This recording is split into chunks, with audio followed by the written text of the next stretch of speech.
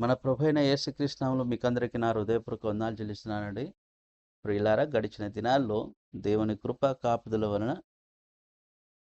యోషువ రాసిన గ్రంథం 20 అధ్యాయం 7-8 వచనాలలో ఏర్పాటు చేయబడిన 6 ఆశ్రయపురముల గురించి ధ్యానం చేస్తూ ఉంటున్నాం. దేవుని కృప కాపుదల వలన 4 ఆశ్రయపురాలని మనం ధ్యానం చేశాం. ఒకటి కేదేషు, రెండవది షెకెము, మూడవది ఎబ్రోను, నాలుగవది బేసేరు. ఈ యొక్క 4 ఆశ్రయపురాలని ధ్యానం చేయడానికి దేవుడు కృప చూపించాడు. 5వ ఆశ్రయపురంలోనికి మనం వస్తూ ఉంటుండగా 5వ ఆశ్రయపురాన్ని ఈ సందర్భంలో మనం ధ్యానిస్తాం. 8వ వచనం 2వ భాగంలో గాదీయుల గోత్రంలో నుండి గిలాదులోని రామోతు అనే మాట కనబడుతున్నది. రామోతు అనే ఆశ్రయపురం ఇందులో చూడగలుగుతుంటున్నాం. ఈ సందర్భంలో 3 విషయాల్లో ఆత్మీయంగా మనం ధ్యానం చేద్దాం. ఒకటి గాదు గోత్రము, రెండోది గిలాదు ప్రాంతము, మూడోది రామోతు ఆశ్రయపురాన్ని. ఈ 3 మనం ఈ సందర్భంలో ధ్యానం చేద్దాం. ప్రియులారా, గాదు అనగా యాకోబు యొక్క 7వ కుమారుడై ఉన్నాడు. అనగా లేయ దాసి అయిన జిల్పాకు పుట్టినవాడై ఉన్నాడు. ఆదికాండం 30 అధ్యాయం 9 వచనం నుంచి 11 వచనాల వరకు చదువుకున్నట్లయితే అక్కడ జిల్ఫా యాకోబునకు కుమారుని కనినట్లుగా చూడగలుగుతుంటున్నాం. ఇతడు యాకోబునకు 7వ కుమారుడు. అయితే లేయ అతనికి గాదు అని పేరు పెట్టి ఉంటున్నది. గాదు అనగా అదుష్టము అని అర్థం వస్తుంటున్నది. ఎంత శ్రేష్టమైన నామకరణం లేయ చేస్తూ ఉంటున్నదో మనము ఈ సందర్భంలో గమనిస్తూ ఉంటున్నాం. వాస్తవికంగా ఈ గాదు యొక్క గోత్రం అదృష్టంగానే కనిపింపబడుతూ ఉంటున్నది. చూడండి, యాకోబునకు 7వ కుమారుడు గాదుగా కనబడుతున్నాడు. ఈ గాదుకు కూడా దేవుడు 7 కుమారులు ఇచ్చినట్లుగా ఆదికాండం 46 అధ్యాయం 16 వచనం చూడగలుగుతాం. దేవుడు 7 కుమారుల్ని గాదుకు ఇచ్చాడు. గాదు యొక్క కార్యములు చూచినప్పుడు బహు ఉన్నతంగా కనిపింపబడుతూ ఉంటున్నాయి.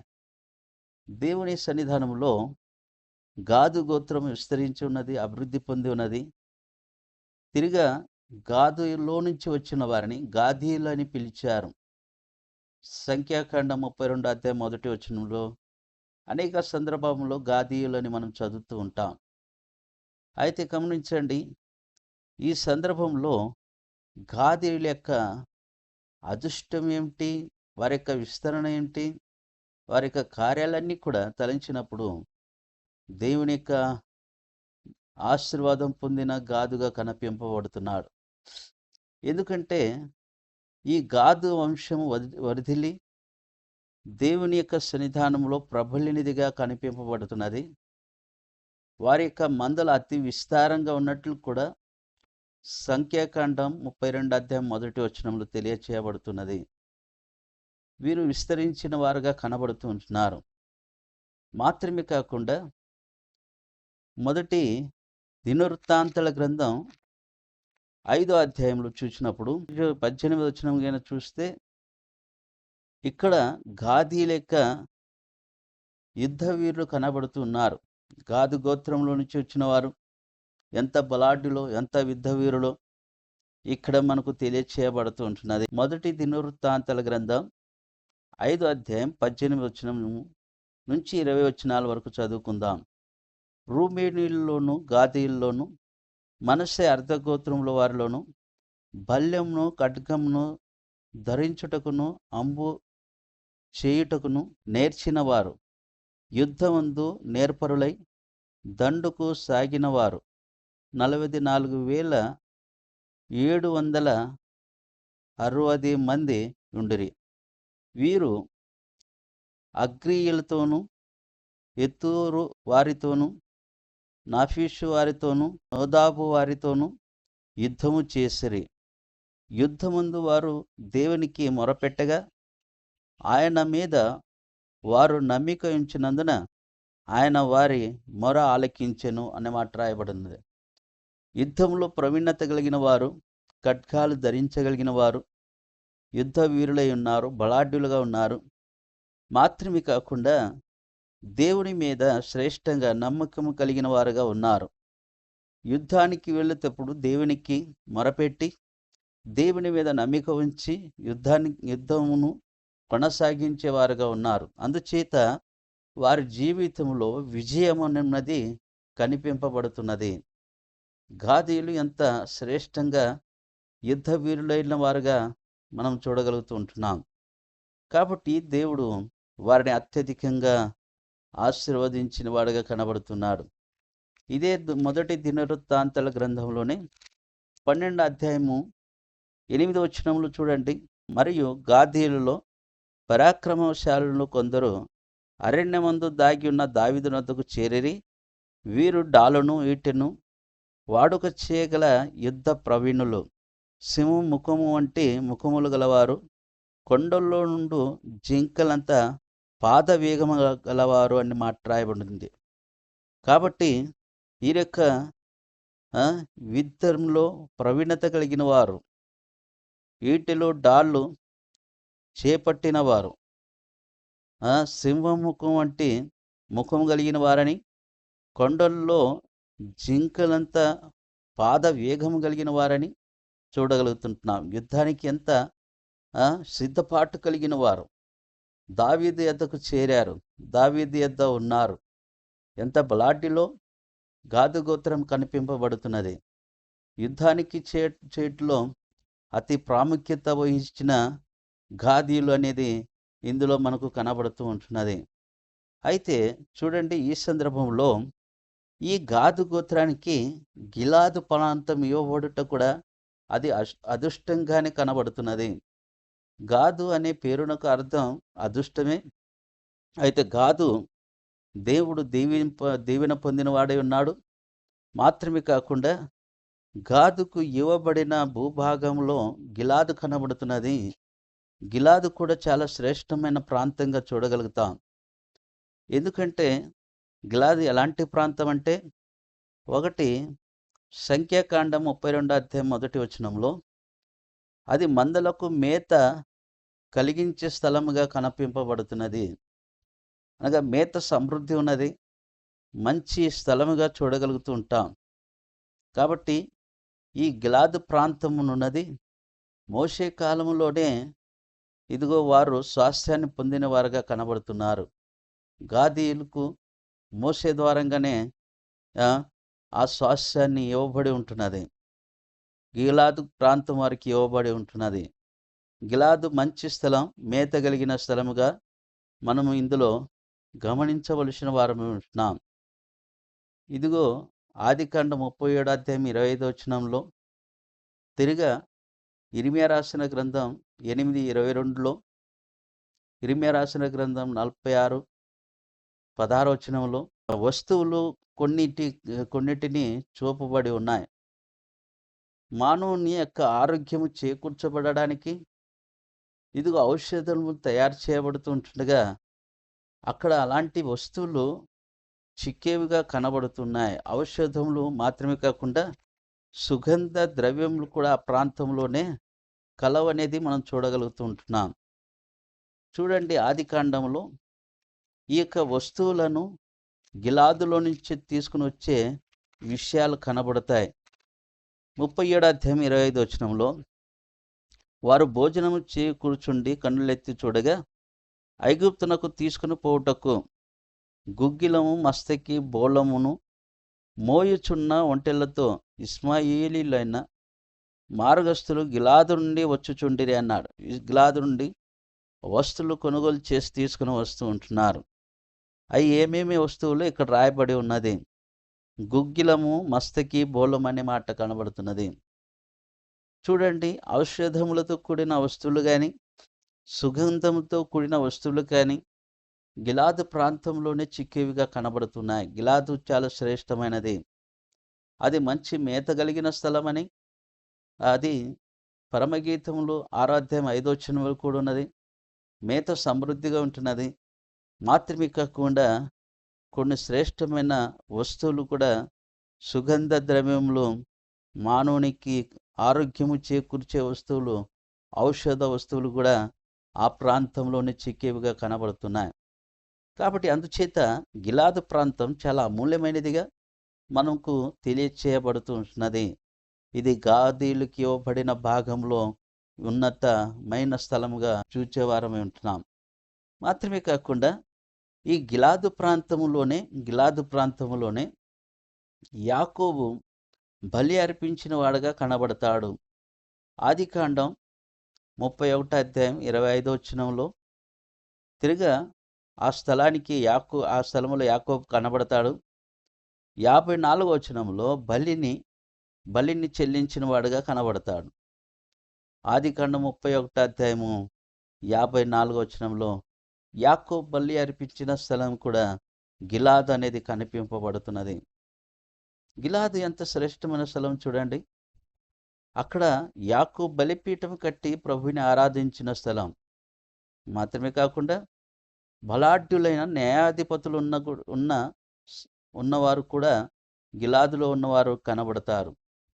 న్యాయాధిపతుల గ్రంథం 10వ అధ్యాయం 3వ వచనంలో యాయీరు అనే బలాఢ్యుడైన న్యాయాధిపతి కనబడతాడు.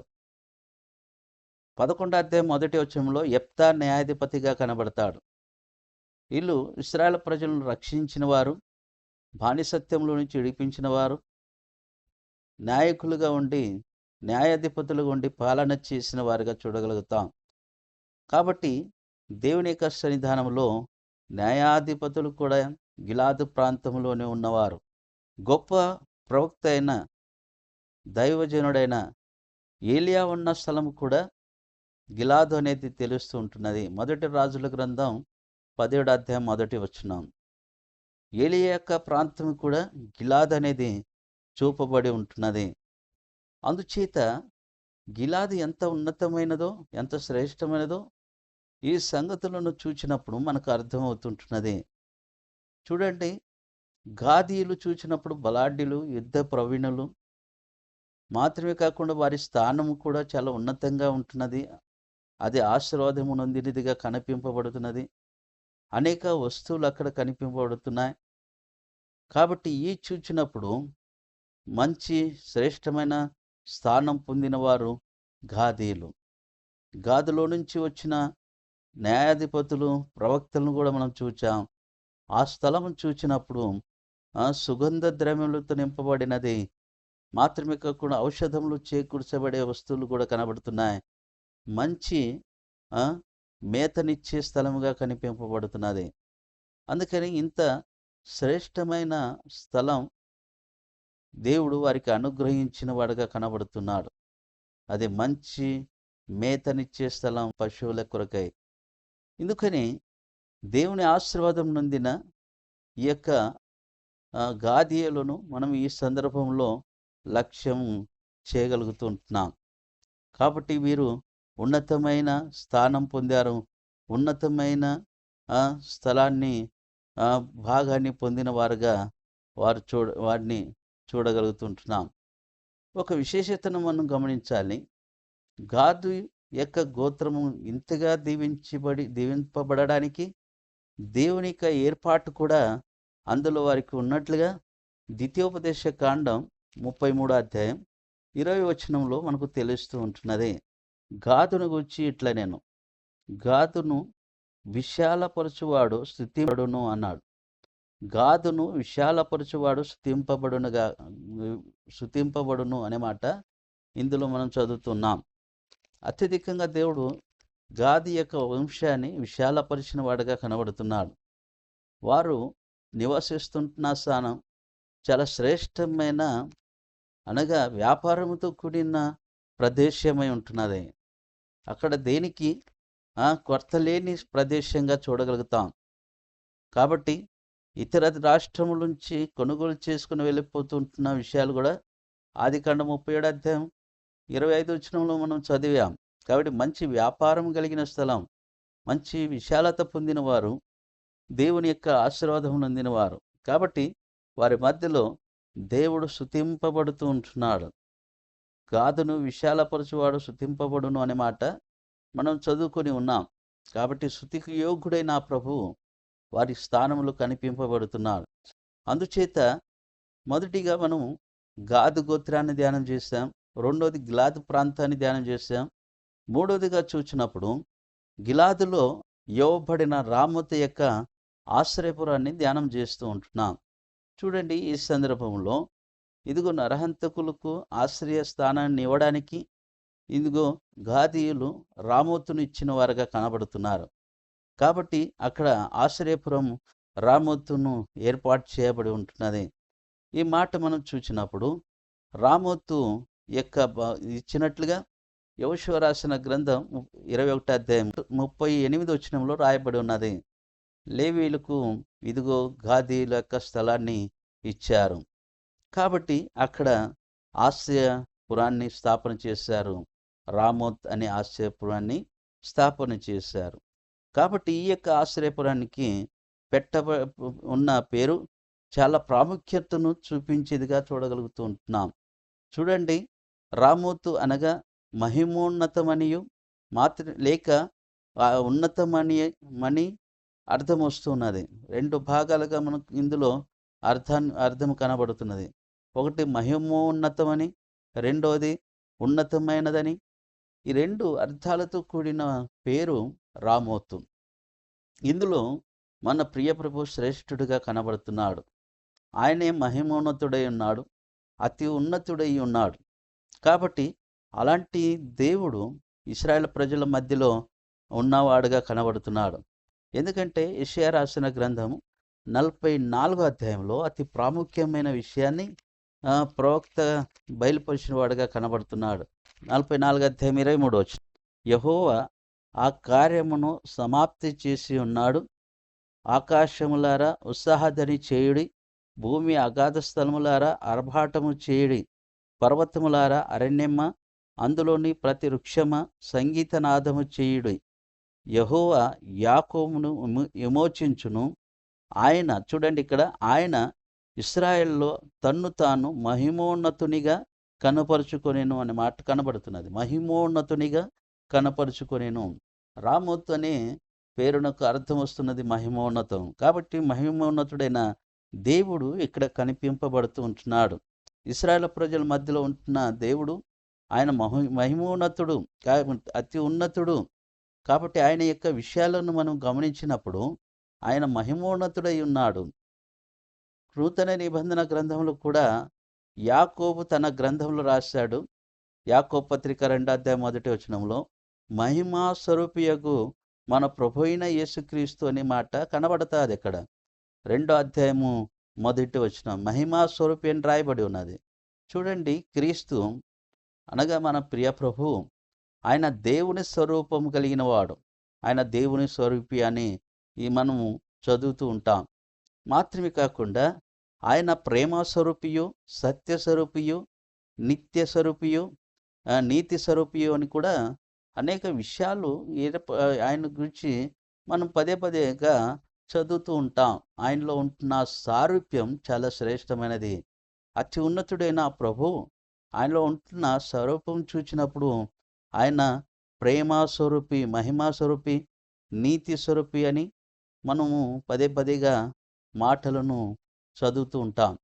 కాబట్టి ఇలాగ మనం చూచినప్పుడు ఎంత ఉన్నతుడైన ఆ ప్రభు మానవుని పట్ల ఆయన చేసిన కార్యాలు కూడా చాలా ఉన్నతంగానే కనబడుతున్నాయి.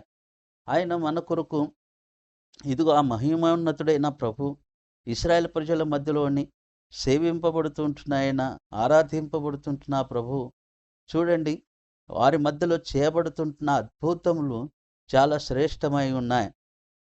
గాదు వంశాన్ని విశాలపరిచాడు.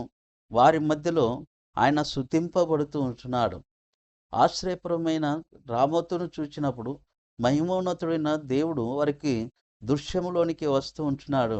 అందుకని వారు మహిమోన్నతుడైన దేవుని ఘనపరిచి పూజించువారుగా చూడగలుగుతూ ఉంటున్నాం. ఇందును బట్టి మనం చూచినప్పుడు మానవుని యొక్క జీవితాన్ని కూడా ఒకంతగా మనం ఆలోచన చేయబద్ధమై ఉంటున్నాం. చూడండి, మానవుడైతే దేవుని స్వరూపమందు సృజింపబడ్డాడని మనం ఆదికాండం 1 అధ్యాయం 26, 27 వచనంలో చదువుతాం. మానవుని యొక్క స్వరూపం చూడండి, దేవుడు తన స్వరూపమందు మానవుణ్ణి సృజించాడు. అయితే దేవునిలో ఉంటున్న లక్షణాలన్నీ మానవుల్లో పెట్టి మానవుణ్ణి సృజించాడు. కాబట్టి దేవునిలో లక్షణాలు మనం చదువుకొని ఉన్నాం.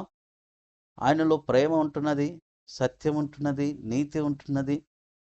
అలాంటి సారూప్యము కలిగిన వాడు మన దేవుడు. ఇవన్నీ కూడా మానవుల్లో ఉంచి దేవుడు నరుని సృజించాడు, ఆ సారూప్యంలోనే సృజించాడు. అయితే ఈ సందర్భంలో మానవుడు ఇదిగో దేవుని యొక్క ఆజ్ఞను మీరుట వలన ఆ సారూప్యాన్ని కోల్పోయిన వాడుగా కనబడుతున్నాడు. మానవుడు ఆ స్వరూపాన్ని కోల్పోయాడు. చూడండి, దేవుని స్వరూపం మానవుడిలో నుంచి వెళ్ళిపోయి ఉంటున్నది. అందుకని భక్తుడైన హోషేయ ప్రవక్త రాశాడు 10 అధ్యాయము 8 వచనంలో, మానవుడు పాప స్వరూపిగా మారాడు. కాబట్టి హోషేయలో ఆ మాట కనిపింపబడుతూ ఉంటున్నది. ఈ మాటను చూచి మనం చదువుకుందాం. చూడండి, హోషేయ రాసిన గ్రంథం 10 అధ్యాయము 8 వచనాల్లో ఆ భాగాన్ని చూసినప్పుడు ఇందులో కనిపింపబడుతున్నది. ఇశ్రాయేలు వారి పాప స్వరూపమైన అనే మాట కనబడుతుంది. పాప స్వరూపం దేవుని స్వరూపం మానవుల్లో నుంచి వెళ్ళిపోయి ఉంటున్నది. మానవుడు పాప స్వరూపిగా మారిపోయి ఉంటున్నాడు. మాత్రమే కాకుండా మానవుని యొక్క జీవితంలో అనేక విధములైన చెడుగు చోటు చేసుకుని ఉంటున్నది. మార్కు రాసిన సువార్త 7 అధ్యాయం 21 వచనంలో మానవుల్లో ఉంటున్న ఆ దుర్గుణాలన్నీ కూడా చూసినప్పుడు చెడ్డవన్నీ కూడా మానవుని అపవిత్రపరిచి వేసి ఉంటున్నది. మానవుడు అపవిత్రుడిగా జీవిస్తుంటున్నాడు. మానవుల్లో ఉంటున్న ఆ కార్యాలు, ఆ విషయాలు చూసినప్పుడు ఎంత భయంకరమైనవిగా అందులో మానవుల్లో ఉంటున్నాయి. చూడండి, మానవుల్ని అపవిత్రం చేస్తుంటున్న విషయాలు చూసినప్పుడు మార్కు రాసిన సువార్త 7 అధ్యాయం 21 వచనంలో, లోపల నుండి అనగా మనుషుల హృదయములో నుండి దురాలోచనలను, జారత్వమును, దొంగతనమును, నరహత్యయును, వ్యభిచారమును, లోభమును, చెడుతనమును, కృత్యములను, కామ వికారమును, మత్సరమును, దేవదూషణయు, అహంభావమును, అవివేకమును వచ్చును. ఈ చెడ్డవన్నీ లోపల నుండియే బయలువెళ్ళి మనుషుని అపవిత్రపరచునని ఆయన చెప్పాను. మానవుల్లో ఉంటున్న అపవిత్రత చోటు చేసుకుని ఉంటున్నది. ఇవన్నీ మానవుల్లో చూచి ఉంటున్నాయి. అందుచేత మానవుడు పాపి స్వరూపిగా మారిపోయి ఉంటున్నాడు. దైవ ఉగ్రతకు లోనైపోయి ఉంటున్నాడు. ఉగ్రతకు దారి తీయబడి ఉంటున్నది. స్వభావ సిద్ధంగా చూసినప్పుడు దైవ ఉగ్రతకు పాత్రమై ఉన్నామని ఎఫెసీ పత్రికలో 2 అధ్యాయంలో 1-3 వచనాలు చదువుకున్నప్పుడు అర్థమవుతూ ఉంటున్నది. స్వభావ సిద్ధంగా దైవోగ్రతకు పాత్రులమై ఉంటున్నాం.